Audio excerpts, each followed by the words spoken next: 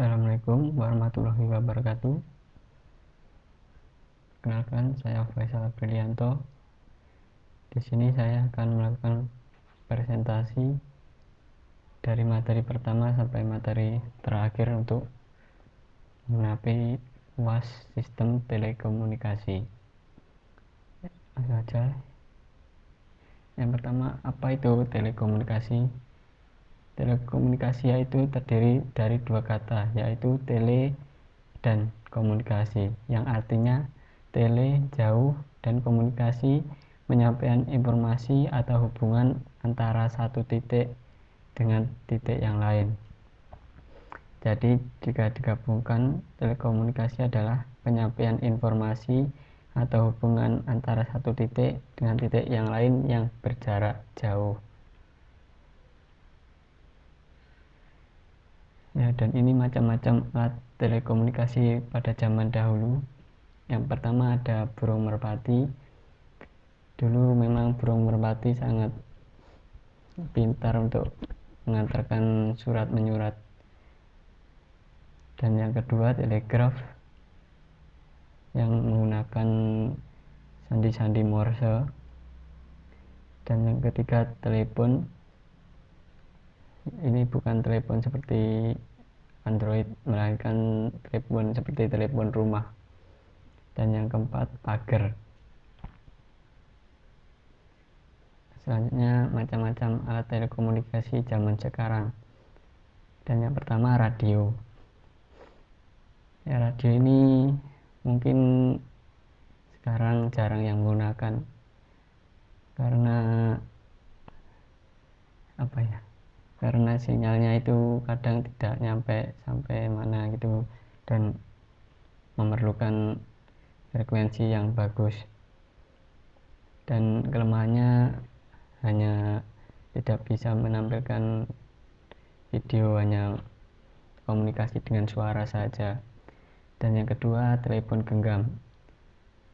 Ya, yang telepon genggam ini kita udah tahu lah, yang kita gunakan sehari-hari untuk berkomunikasi dengan contohnya bertelepon atau mengirim pesan WhatsApp. Dan yang ketiga mobile chat messenger.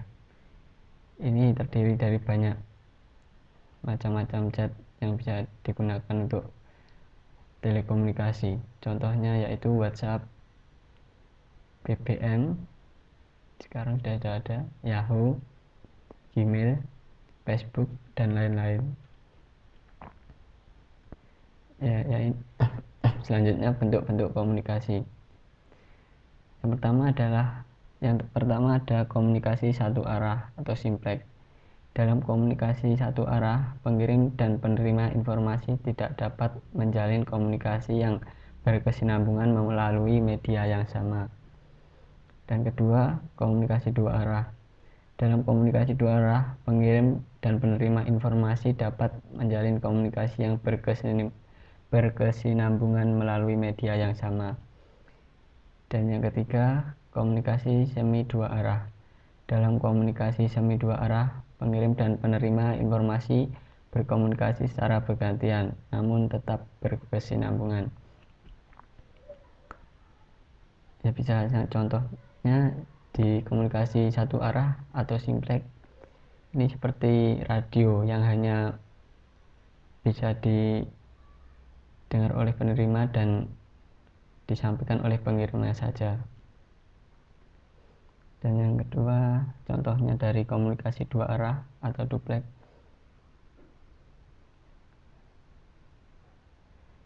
Ini seperti mengirim pesan atau telepon.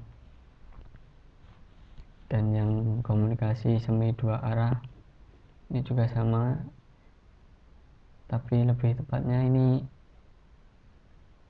jika seperti WhatsApp yang pengirim mengirim informasi dan penerima menerima, seperti itu. Selanjutnya komponen dasar komunikasi. Agar bisa melakukan komunikasi ada beberapa komponen untuk mendukungnya. Yang pertama yaitu informasi. Itu merupakan data yang dikirim atau diterima. seperti suara, gambar, file, ataupun tulisan. Dan yang kedua, pengirim, yang merubah informasi menjadi sinyal listrik yang siap dikirim. Dan ketiga, media transmisi atau alat yang berfungsi untuk mengirimkan dari pengirim kepada penerima. Dan yang terakhir, penerima, yang menerima sinyal listrik dan merubah ke dalam informasi yang bisa dipahami oleh manusia sesuai dengan yang dikirimkan. Selanjutnya materi kedua, Badan Regulasi Komunikasi, yaitu sebuah lembaga yang berfungsi sebagai badan regulator telekomunikasi.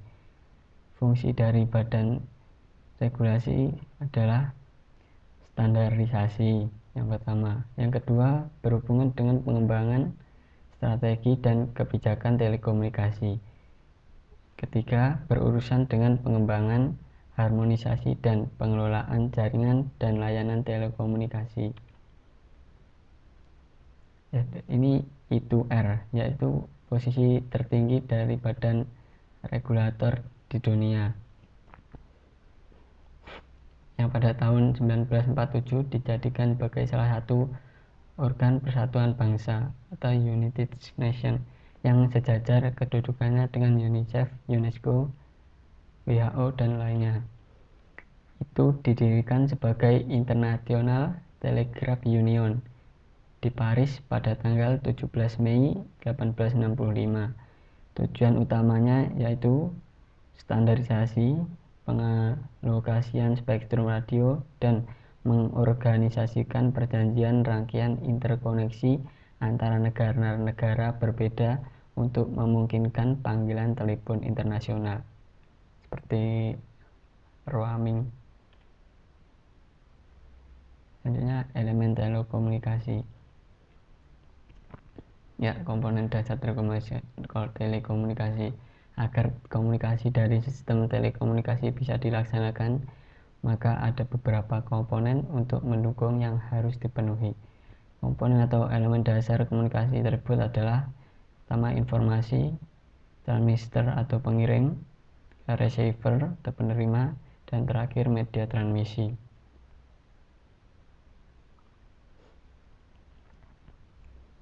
Dan ini jenis-jenis media transmisi ada dua jenis, yaitu guided transmission media dan unguided transmission media. Hanya ini contoh dari guided transmission media. Yang pertama adalah open wire.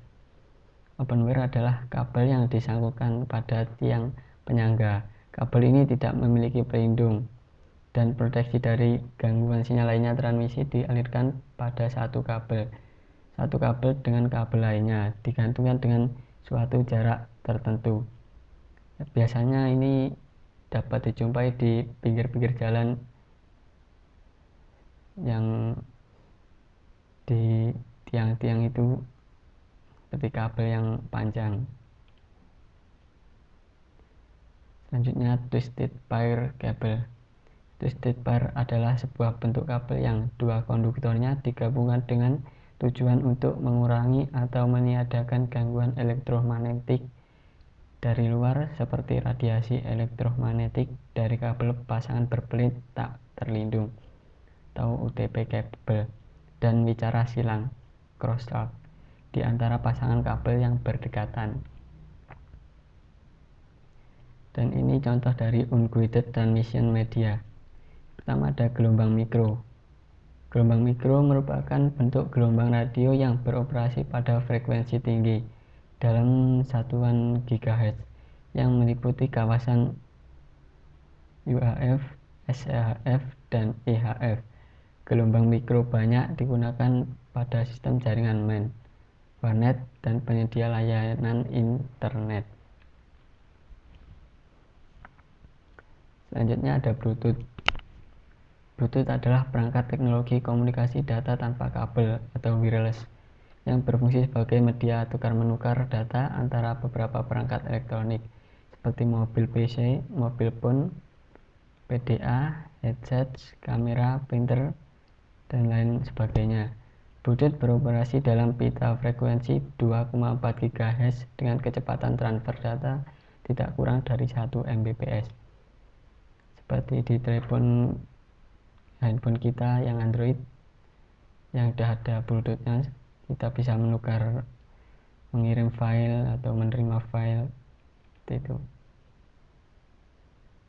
Selanjutnya, propagasi gelombang radio. Propagasi adalah peristiwa perambatan gelombang radio dari antena pemancar ke antena penerima. Sebagian gelombang yang bergerak pada permukaan bumi disebut gelombang bumi. Selain daripada itu disebut gelombang angkasa.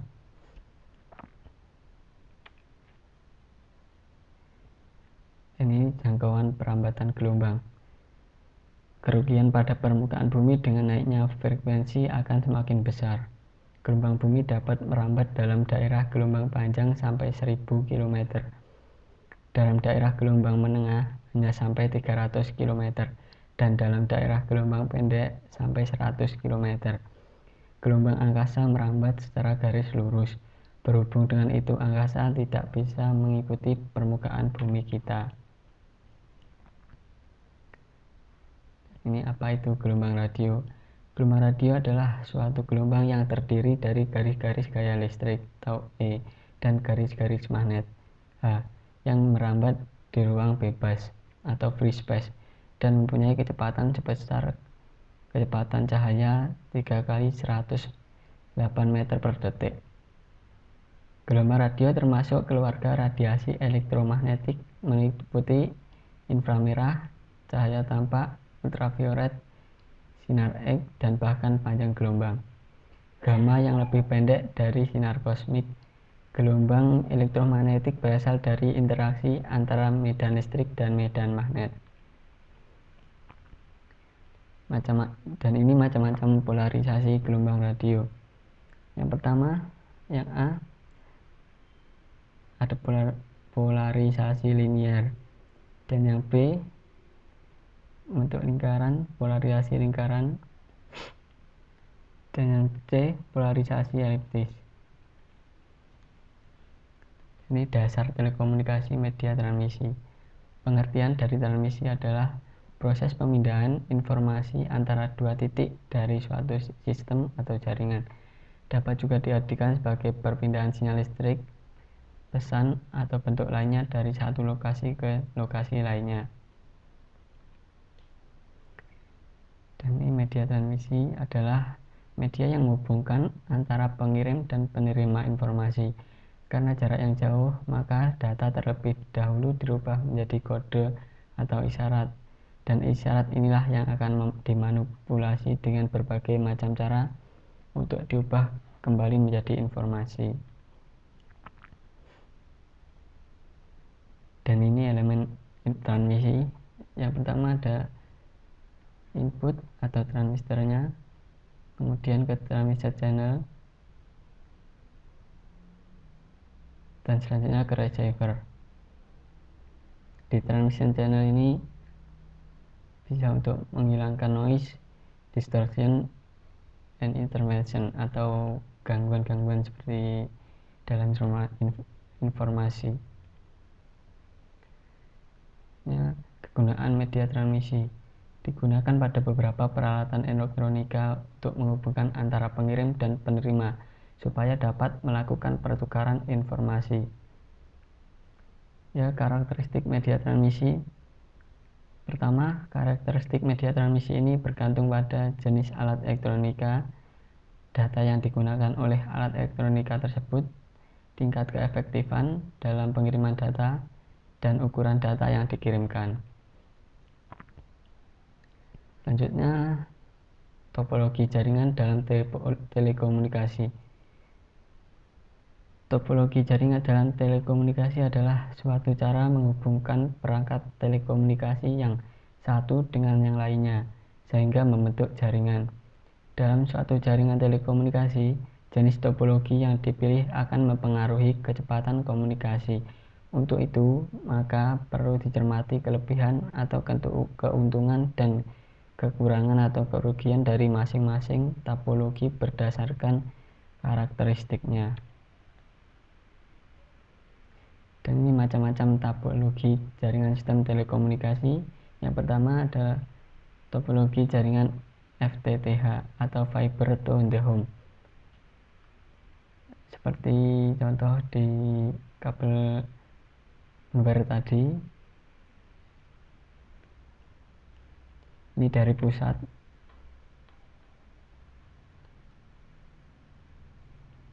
dihubungkan ke rumah-rumah atau perdesaan dan disebarluaskan dari satu rumah ke rumah lain dan seterusnya.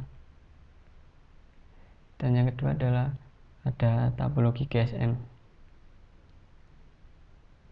Seperti GSM ini yang pertama ada 0G atau WWCS, dan yang kedua 1G dengan GSM yang hanya bisa digunakan untuk SMS dan telepon, dan 2G atau WCDMA. Ini juga bisa digunakan untuk SMS dan telepon, tetapi jika ingin menggunakan internet agak sedikit lambat. Dan pembaruannya 3G atau HSDPA. Ini kecepatannya untuk internet dan telepon ataupun pesan agak sedikit lebih kencang dibandingkan pendahulunya yang 2G.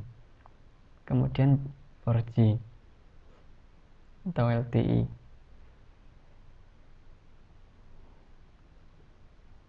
Dan 4G LTE ini sudah sangat sering digunakan yang sekarang ini, karena maraknya perkembangan dari telekomunikasi itu, maka 4G dihadirkan untuk mempercepat internet. Pengantar telekomunikasi serat optik. Sistem komunikasi serat optik adalah suatu sistem transmisi untuk mengirimkan data dari satu poin ke poin lainnya yang perambatannya menggunakan cahaya. Dan ini fiber optik adalah saluran transmisi atau sejenis kabel yang terbuat dari kaca atau plastik yang sangat halus dan lebih kecil dari sehelai rambut, dan dapat digunakan untuk mentransmisikan sinyal cahaya dari suatu tempat ke tempat lain. Sumber cahaya yang digunakan biasanya adalah sinar laser atau LED. Dan ini elemen komunikasi serat optik. Elemen kunci dari sistem komunikasi optik adalah transmitter, kabel optik, dan receiver optik. Dan tambahan komponennya adalah optical amplifier, konektor, splice, coupler, dan regenerator. Kabel optik adalah salah satu elemen terpenting dalam link serat optik sebagai tambahan dalam melindungi serat gelas selama instalasi dan layanan. Kabel berisi kawat tembaga untuk memberi daya pada amplifier atau regenerator sinyal. Ini kelebihan fiber optik. Yang pertama, bandwidthnya sangat besar dengan kecepatan transmisi mencapai gigabit per detik dan mengantarkan informasi jarak jauh tanpa pengulangan. Biaya pemasangan dan pengoperasian yang rendah serta tingkat keamanan yang lebih tinggi. 3. Ukuran kecil dan ringan sehingga hemat pemakaian ruang. 4. Kebal terhadap gangguan elektromagnetik dan gangguan gelombang radio. Kelima, tidak ada tenaga listrik dan percikan api. Keenam, tidak berkarat. Dan ini kekurangan fiber optik. Yang pertama, beberapa faktor membatasi efektivitas kabel FO atau fiber optik. Selain instalasinya yang mahal, sistem ini mungkin sinyalnya kurang kuat. Hal ini disebabkan karena faktor fisik ataupun material. Dispersi dapat mempengaruhi volume informasi yang dapat diakomodasi. 3. Tidak seperti halnya dengan kawat atau plastik, fiber juga lebih sulit untuk disambungkan. 4. Sambungan akhir dari kabel fiber harus benar-benar akurat untuk menghindari transmisi yang tidak jelas. Terakhir, komponen fiber optik mahal dan membutuhkan biaya ekstra dalam pengaplikasian yang lebih spesifik. Selanjutnya satelit. Satelit adalah benda yang mengorbit benda lain dengan periode revolusi dan rotasi tertentu. Ada dua jenis satelit yang pernah, yaitu satelit alam dan satelit buatan. Contohnya satelit alam seperti Bumi, Saturnus, Uranus, dan planet-planet lainnya. Dan contoh satelit buatan Malaysia pertama yang dibuat yaitu Sputnik yang diluncurkan oleh Uni Soviet pada tanggal 4 Oktober 1957. Ini keunggulan komunikasi satelit. Pertama, cakupan yang sangat luas karena mencakup dari satu negara ataupun juga satu benua. Yang kedua, bandwidth yang tersedia cukup lebar, independen dari infrastruktur terestrial, instalasi jaringan segmen bumi yang cepat, biayanya relatif rendah per site, karakteristik layanan yang seragam, layanan total hanya dari satu provider, layanan mobil atau wireless yang independen terhadap lokasi. Ini kekurangan komunikasi satelit. Yang pertama, biayanya yang sangat tinggi. Contohnya seperti satelit Geospacecraft Ground and Launch menghabiskan 200 juta US dollar dengan asuransi 50 juta US dollar. Distance insensitive, biaya komunikasi untuk jarak pendek maupun jauh relatif sama. 3. Hanya ekonomis jika jumlah user besar dan kapasitas digunakan secara intensif. 4. Delay propagasi besar. 5. Rentan terhadap pengaruh atmosfer dan lain-lain. Ini letak satelit. Satelit-satelit selalu terletak di atas ekuator, artinya derajat lintang sama dengan 0. Untuk pernyataan posisi hanya diperlukan derajat bujur. Contoh, Palapamen 5 B2-P 1987, posisi 113 derajat timur. Pertanyaan, di atas negara mana terletak satelit Arabsat 1 pada 190 derajat timur? Jawabannya di Afrika, Zaire, atau sering juga dinyatakan seperti 193 timur 193 timur sama dengan 360 derajat sampai 193 derajat itu sama dengan 167 barat. Ya, kurang lebihnya mohon maaf. Sekian dan terima kasih. Wassalamualaikum warahmatullahi wabarakatuh.